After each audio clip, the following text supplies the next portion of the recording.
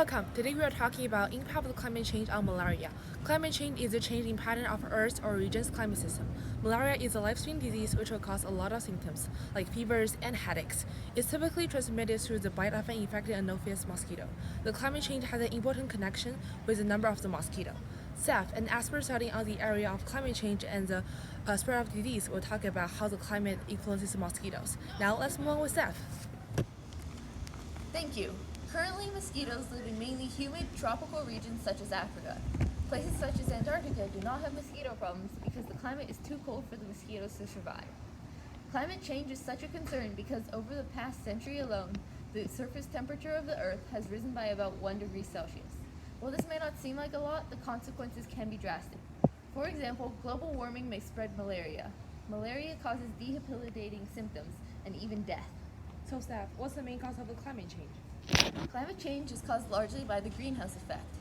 This is when fossil fuels are burned and their gases are trapped in the atmosphere, which warms up the planet as a whole. Mosquitoes breed best at around 25 degrees Celsius. As the planet warms up, the ideal spots for these mosquitoes to breed will move, exposing previously unexposed parts of the population to infection by the parasite that causes malaria. This is a graph of the average global temperatures from 1880 to 2012. The temperature has been increasingly warmer and will continue this way unless some changes are made. In some places, tourists are often infected by malaria because of different living conditions. According to collected data, about 1 in 5 travelers were infected returning from sub-Saharan Africa for the high temperature and great quantity of mosquitoes there. Sana, a tourist who traveled to sub-Saharan Africa, gives the experience of having malaria. 2 years ago, I traveled to sub-Saharan Africa from California. On the way back to California, I experienced heavy headaches, nausea, and a high fever. As soon as I realized my symptoms, I immediately went to my family doctor for a checkup. I was originally misdiagnosed with the flu due to similar symptoms of pain in my muscles, fast heart rate, chills, and fatigue. However, after visiting another doctor, I was told that I had malaria and was given drugs to avoid parasites from forming in my blood. Each year, more than 200 million cases of malaria occur worldwide. There has been no significant progress in reducing global malaria cases from 2015 to 2017. The most infected places include Africa, Southeast Asia, and the Eastern Mediterranean.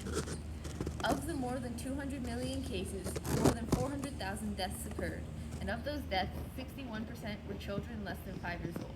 Prevention is key. To prevent getting malaria, people, especially travelers, should check the transmission at their destinations. I have heard that centers such as Centers for Disease Control and Prevention provide specific malaria transmission information for each country for safety. Ever since I was infected, CDC and many other organizations made my family and I feel safe each time we travel. For example, the CDC suggests the traveler is up to date on vaccines if they are going to travel to Africa in order to be protected. Also, it is important to know the symptoms of malaria beforehand so you can be treated as soon as possible. Back to Steph again for information about how people in the area are protecting themselves.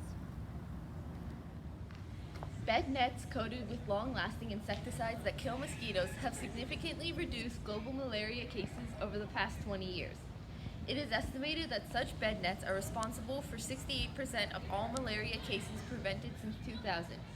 However, mosquitoes are becoming resistant to these insecticides. Thank you, Steph.